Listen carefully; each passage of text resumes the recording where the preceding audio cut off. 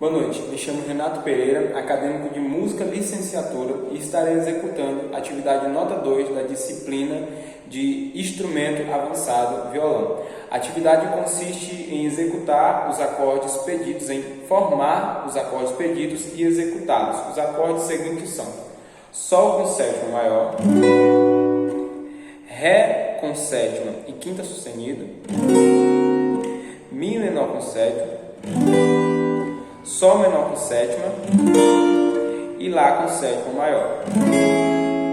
O ritmo que eu escolhi para executar essa sequência de acordes é o ritmo de Ré.